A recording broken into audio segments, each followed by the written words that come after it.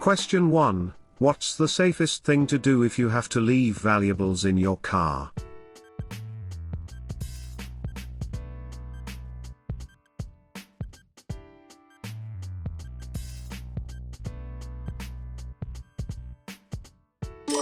B. Lock them out of sight.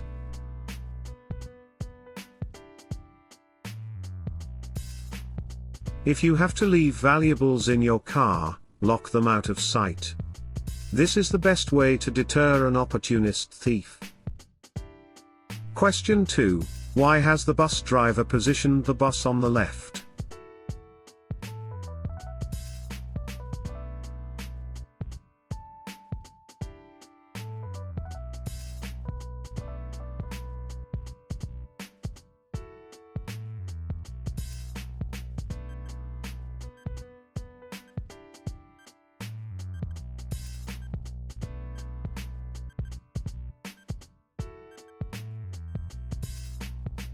A. The bus needs extra room to get around the roundabout.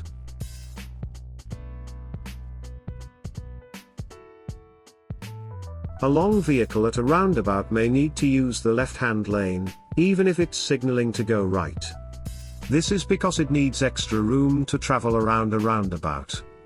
For the same reason, it may also straddle lanes. Watch out for long vehicles, signals and allow it plenty of room on a roundabout. Question 3. Which vehicle is most likely to take an unusual course at a roundabout?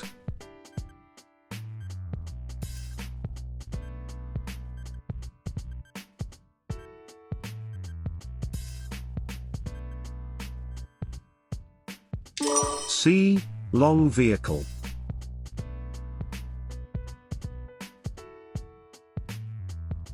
Long vehicles might have to take a slightly different position when approaching the roundabout or going around it.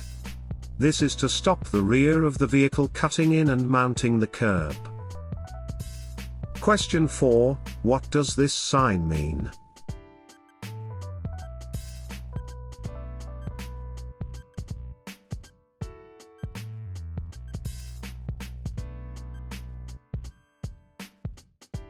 D. Two-way traffic crosses a one-way road.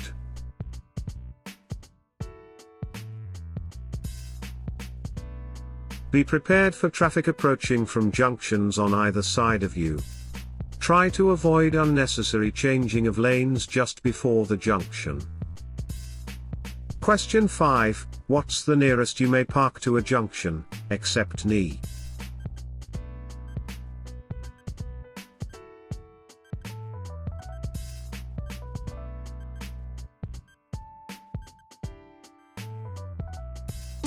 D. 10 meters, 32 feet.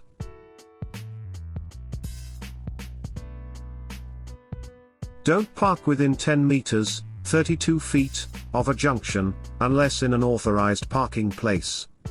This is to allow drivers emerging from, or turning into, the junction a clear view of the road they're joining. It also allows them to see hazards such as pedestrians or cyclists at the junction. Hi there, I hope this video is helpful for you. If it is, please subscribe and turn on notifications for more driving tips and tests. And don't forget to comment your score. Let's get back to the video. Question 6. Where can you find reflective amber studs on a motorway?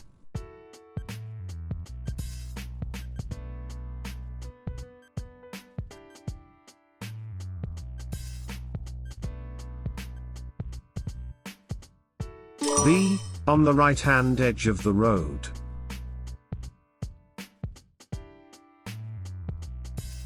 At night or in poor visibility, reflective studs on the road help you to judge your position on the carriageway. Question 7. You're turning right onto a dual carriageway.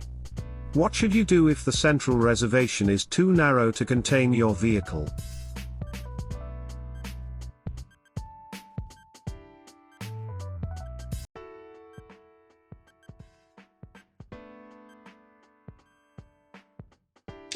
C. Wait until the road is clear in both directions.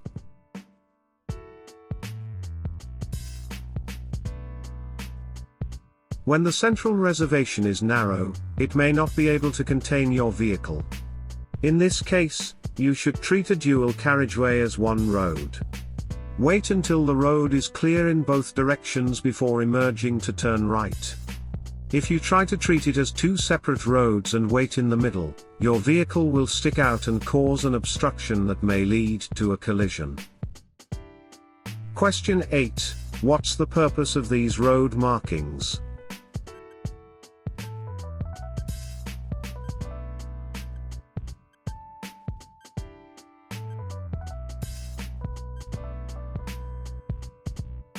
A. To ensure children can see and be seen when they're crossing the road. These markings are found on the road outside schools. Don't stop or park on them, even to set down or pick up children. The markings are there to ensure that drivers, riders, children and other pedestrians have a clear view of the road in all directions. Question 9. There are objects hanging from your interior mirror. Why could this be a hazard?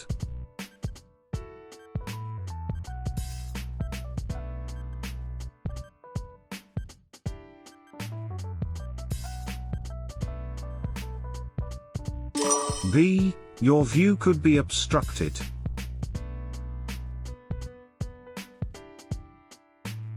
Ensure that you can see clearly through the windscreen of your vehicle. Stickers or hanging objects could obstruct your view or draw your attention away from the road. Question 10. You're approaching a busy junction.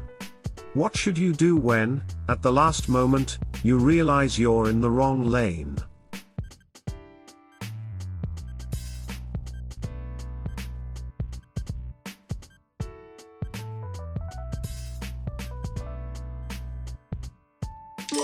C. Continue in that lane.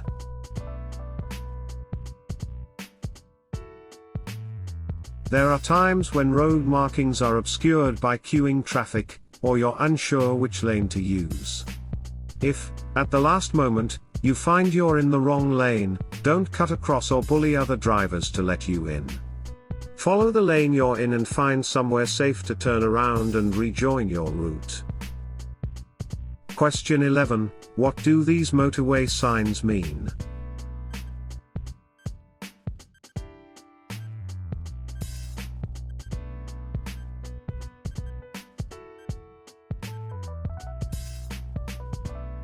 C. They're countdown markers to the next exit.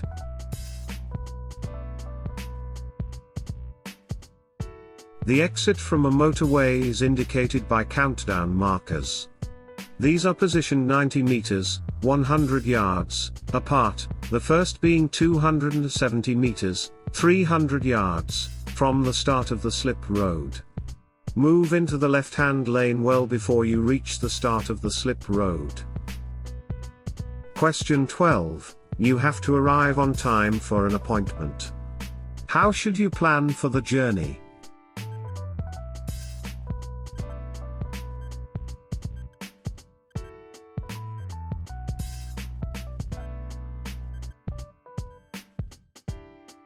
D. Allow plenty of time for the trip.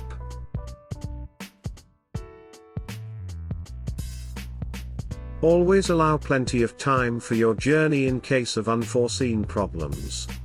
Anything can happen, for example, punctures, breakdowns, road closures, diversions and delays. You will feel less stressed and less inclined to take risks if you aren't pushed for time. Question 13. You're approaching this roundabout.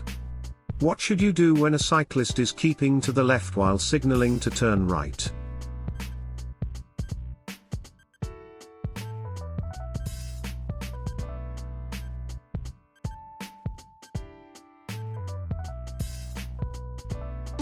D. Allow them space to turn.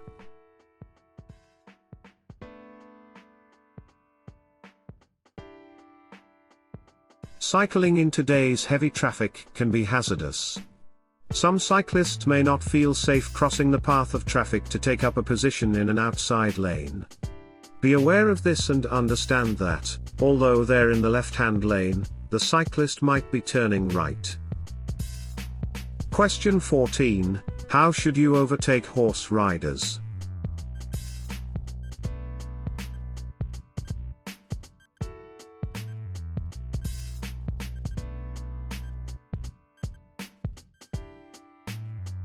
B. Drive slowly and leave plenty of room.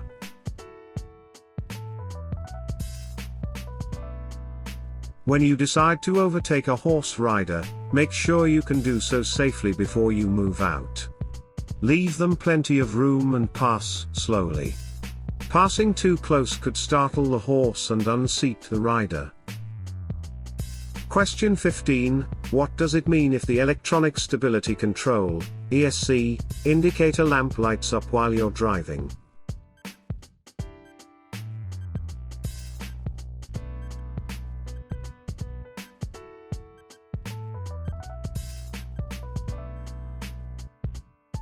C. The ESC system has activated.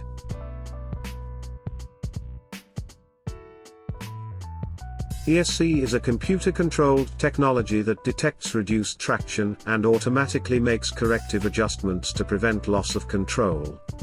The ESC lamp comes on to alert the driver that the system has activated and the car is approaching its handling limits. It's a powerful driver aid, but it cannot save a car once its traction limits have been exceeded. Question 16, where is your vehicle most likely to be affected by side winds?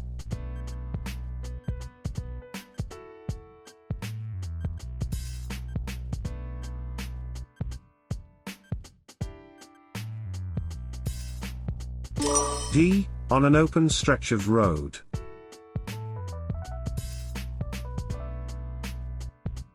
In windy conditions, care must be taken on exposed roads. A strong gust of wind can blow you off course. Watch out for other road users who are particularly likely to be affected, such as cyclists, motorcyclists, high-sided lorries and vehicles towing trailers. Question 17, what should you do if your vehicle pulls to one side when you use the brakes?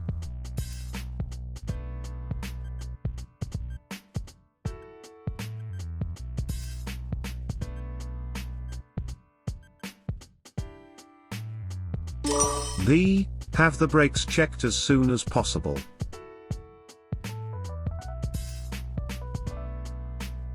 The brakes on your vehicle must be effective and properly adjusted. If your vehicle pulls to one side when braking, take it to be checked by a qualified mechanic as soon as you can. Question 18, why would you fit chains to your wheels?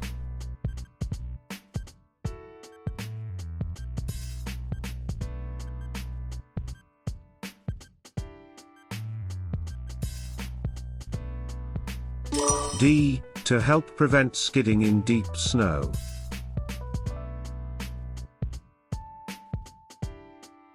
Chains can be fitted to your wheels in snowy conditions. They can help you to move off without wheel spin, or to keep moving in deep snow. You'll still need to adjust your driving to suit these conditions. Question 19, you're in a tunnel and you see this sign. What does it mean?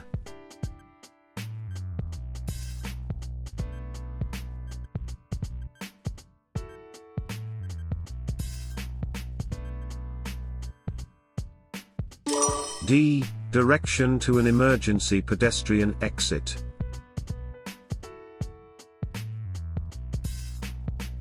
If you have to leave your vehicle and get out of a tunnel by an emergency exit, do so as quickly as you can. Follow the signs directing you to the nearest exit point. If there are several people using the exit, don't panic but try to leave in a calm and orderly manner. Question 20, you're driving towards this left-hand bend. What danger should you be anticipating?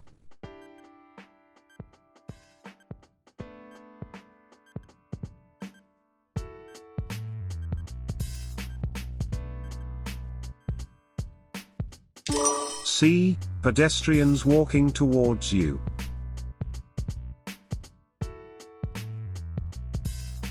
Pedestrians walking on a road with no pavement should walk against the direction of the traffic. You can't see around this bend, and if pedestrians are in the road, you need to be able to deal with the situation safely. Always keep this in mind and give yourself time to react if a hazard does appear. Question 21. Why should you test your brakes after this hazard?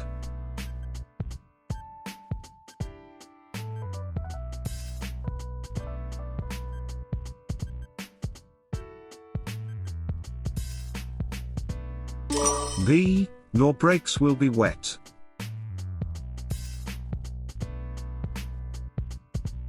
A ford is a crossing over a stream that's shallow enough to drive or ride through. After you've gone through a ford or deep puddle, your brakes will be wet and they won't work as well as usual. To dry them out, apply a light brake pressure while moving slowly. Don't travel at normal speeds until you're sure your brakes are working properly again. Question 22. What color are the reflective studs between a motorway and a slip road?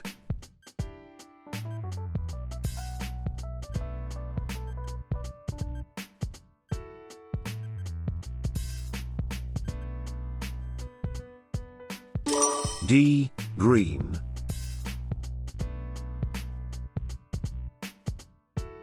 The studs between the carriageway and the hard shoulder are normally red. These change to green where there's a slip road, helping you to identify slip roads when visibility is poor or when it's dark. Question 23. Why should you switch your headlights on when it first starts to get dark?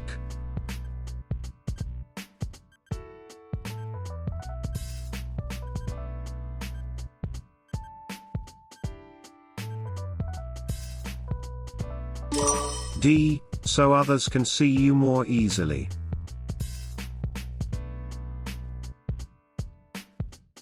Your headlights and tail lights help others on the road to see you. It may be necessary to turn on your headlights during the day if visibility is reduced, for example, due to heavy rain.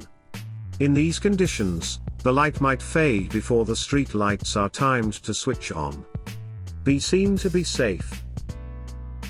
Question 24. You're about to overtake a cyclist on a road that has a 30 miles per hour speed limit.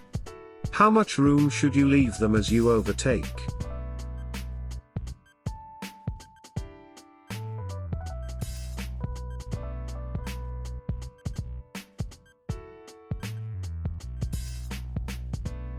B. At least as much room as you would if you were overtaking a car.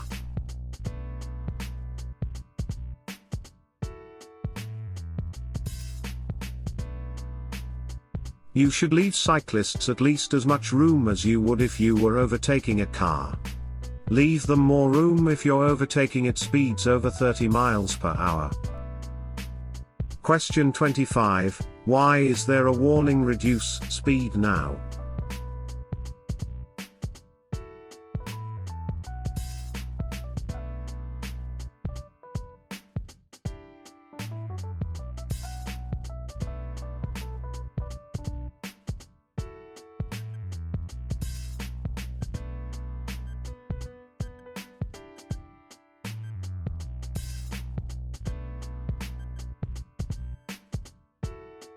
A. There's a crossroads and a double bend ahead.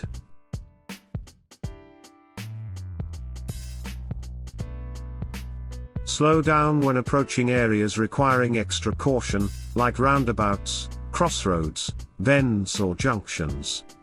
Even on major roads, reduce speed near minor road junctions as other drivers might not see clearly and could pull out unexpectedly. Always check your speed and be ready to slow down or stop. Hi there, I hope this video is helpful for you. If it is, please subscribe and turn on notifications for more driving tips and tests. And don't forget to comment your score. Let's get back to the video. Question 26. What should you check before you start a journey in foggy weather?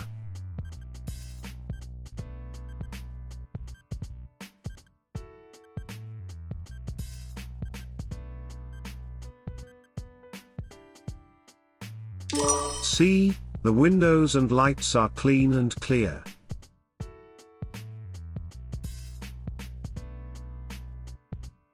If you have to drive in fog, switch your dipped headlights on and keep all your windows clear. You should always be able to pull up within the distance you can see ahead. Question 27. When must you stop your vehicle?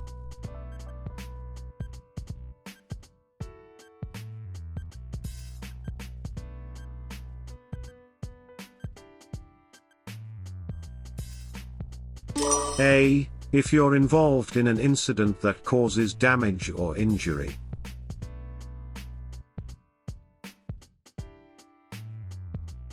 You must stop your vehicle when signaled to do so by A. Police, DVSA or traffic officer, traffic warden, school crossing patrol, red traffic light. You must also stop if you're involved in an incident that causes damage or injury to any other person, vehicle, animal or property. Question 28. You're driving past a line of parked cars. What should you do if a ball bounces out into the road ahead?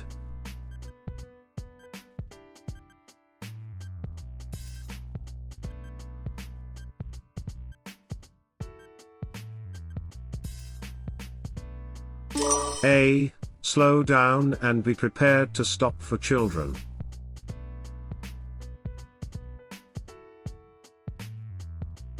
Beware of children playing in the street and running out into the road. If a ball bounces out from the pavement, slow down and be prepared to stop. Don't encourage anyone to retrieve it. Other road users may not see your signal and you might lead a child into a dangerous situation. Question 29. What should you do when you park at night on a road that has a 40 miles per hour speed limit?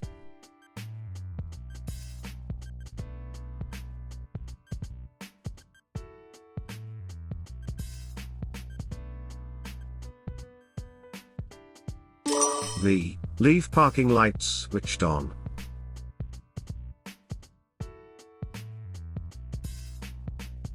You must use parking lights when parking at night on a road or in a lay-by on a road with a speed limit greater than 30 miles per hour. You must also park in the direction of the traffic flow and not close to a junction. Question 30. You're driving along a wet road. How can you tell if your vehicle's tires are losing their grip on the surface?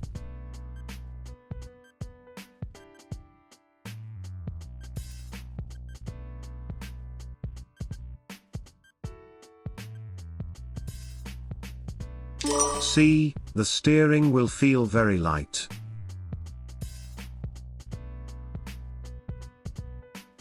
If you drive at speed in very wet conditions, your steering may suddenly feel lighter than usual. This means that the tires have lifted off the surface of the road and are floating on the surface of the water. This is known as aquaplaning. Reduce speed but don't brake until your steering returns to normal.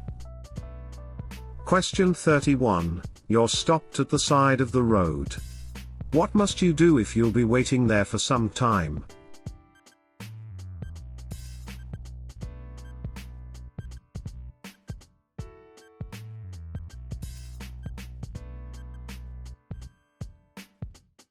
D. Switch off the engine.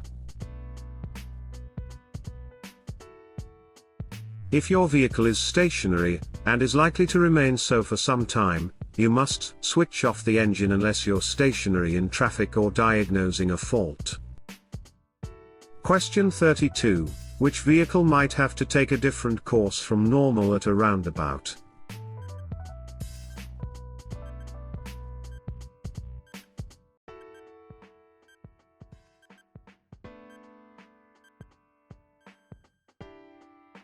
A. Long vehicle. A long vehicle may have to straddle lanes either on or approaching a roundabout so that the rear wheels don't mount the curb. If you're following a long vehicle, stay well back and give it plenty of room. Question 33. What's the national speed limit on motorways for cars and motorcycles?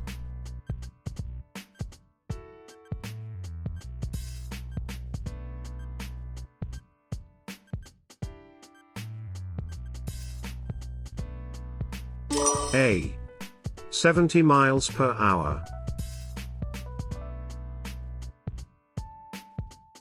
Traveling at the national speed limit doesn't allow you to hog the right-hand lane. Always use the left-hand lane whenever possible. When leaving a motorway, get into the left-hand lane well before your exit. Reduce your speed on the slip road and look out for sharp bends or curves and traffic queuing at roundabouts. Question 34, when should you use the right-hand lane of a 3-lane dual carriageway?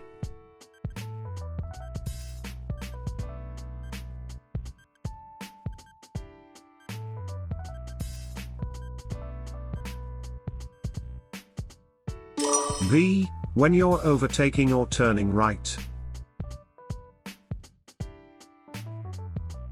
You should normally use the left-hand lane on any dual carriageway unless you're overtaking or turning right. When overtaking on a dual carriageway, look for vehicles ahead that are turning right. They may be slowing or stopped. You need to see them in good time so that you can take appropriate action.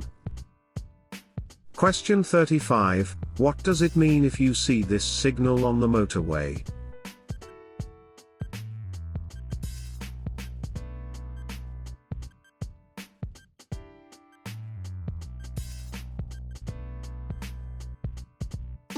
B. Leave the motorway at the next exit. You'll see this sign if there has been an incident ahead and the motorway is closed. You must obey the sign. Make sure that you prepare to leave in good time. Don't cause drivers to take avoiding action by cutting in at the last moment. Question 36, why are these yellow lines painted across the road?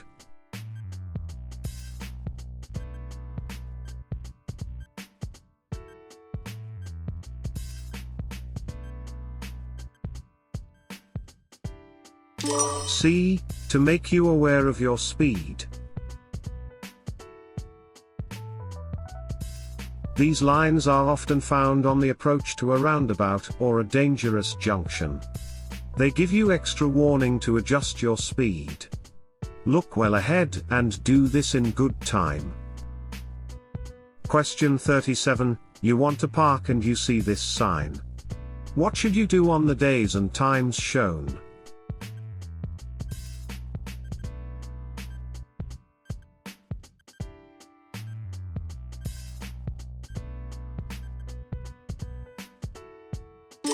D. Park in a bay and pay. Parking restrictions apply in a variety of places and situations. Make sure you know the rules and understand where and when restrictions apply. Controlled parking areas will be indicated by signs and road markings.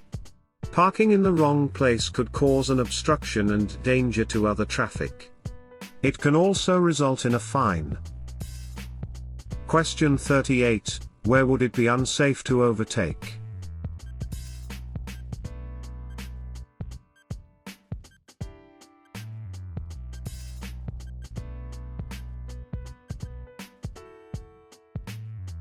A. Approaching a junction. You should overtake only when it's really necessary, and you can see it's clear ahead. Look out for road signs and markings that show it's illegal or would be unsafe to overtake, for example, approaching junctions or bends. In many cases, overtaking is unlikely to significantly improve your journey time. Question 39, at an incident, a casualty isn't breathing. What should you do while helping them to start breathing again?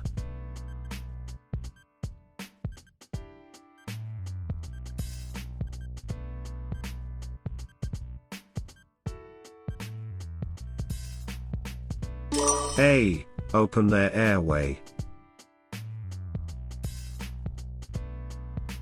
It's important to ensure that the airway is open before you start CPR. To open the casualty's airway, place your fingers under their chin and lift it forward. Question 40, What should you do when you see this sign at a crossroads?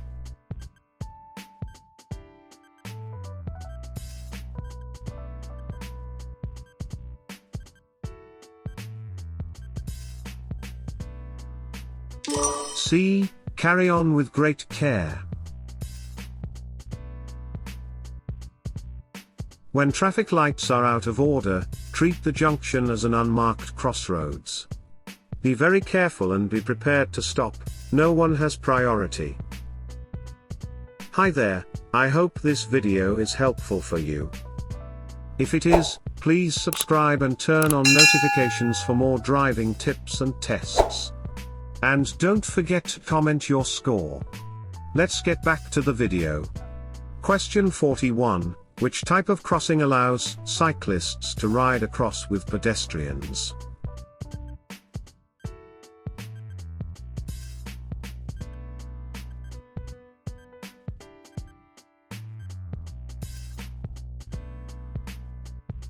D. Toucan crossing. A toucan crossing is designed to allow pedestrians and cyclists to cross at the same time. Look out for cyclists approaching the crossing at speed. Question 42. You're behind this cyclist. When the traffic lights change, what should you do?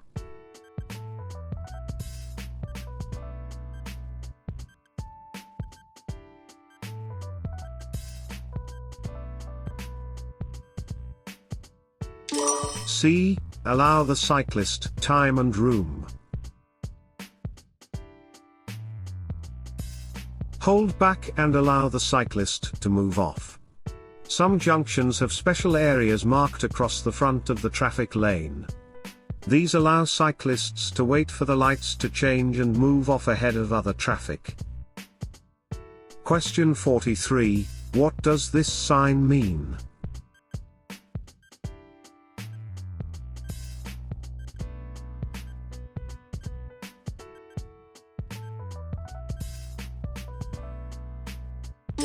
D. No stopping.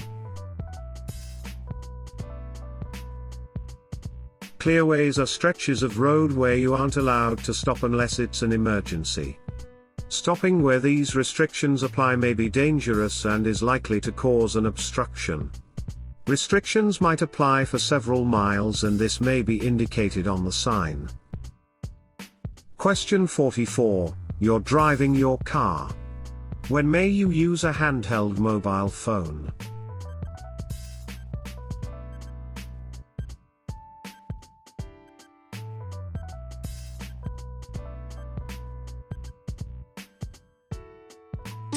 B. When you've parked safely.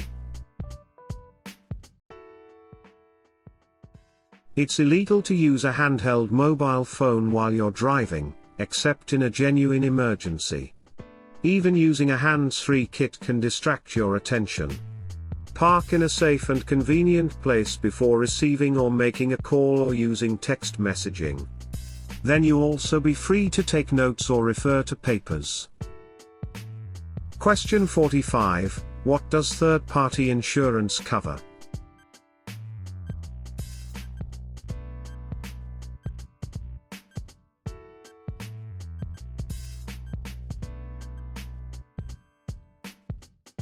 A. Damage to other vehicles. Third-party insurance cover is usually cheaper than comprehensive cover. However, it doesn't cover any damage caused to your own vehicle or property. It only covers damage and injury you cause to others. Question 46. What's the purpose of road humps, chicanes and narrowings?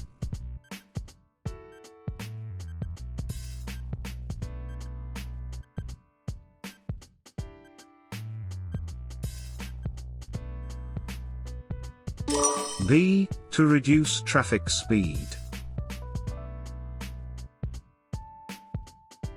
Traffic calming measures help to keep vehicle speeds low in congested areas where there are pedestrians and children. A pedestrian is much more likely to survive a collision with a vehicle traveling at 20 miles per hour than they are with a vehicle traveling at 40 miles per hour. Question 47. What do you need before you can legally use a motor vehicle on the road?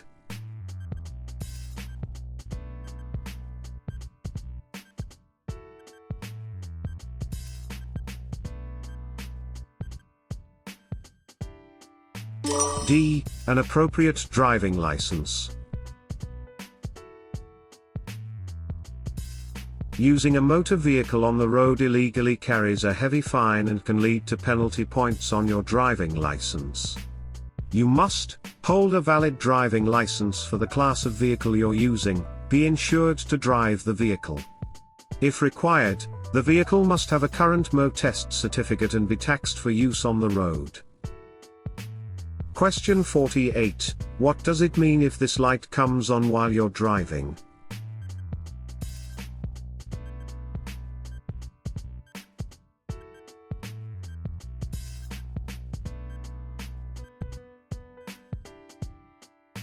B. A fault in the braking system.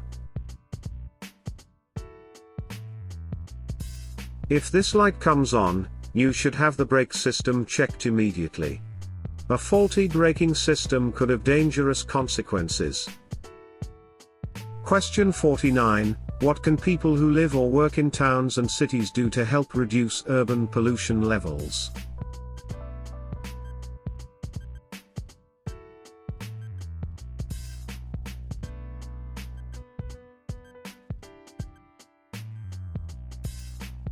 C. Walk or cycle. Using a vehicle for short journeys means the engine doesn't have time to reach its normal operating temperature. When an engine is running below its normal operating temperature, it produces increased amounts of pollution. Question 49. What can people who live or work in towns and cities do to help reduce urban pollution? Question 50. You've just been overtaken by this motorcyclist. What should you do if the rider cuts in sharply?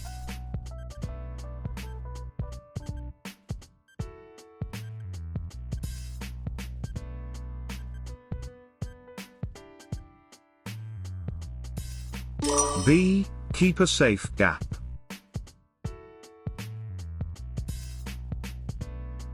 If another vehicle cuts in sharply, ease off the accelerator and drop back to allow a safe separation distance.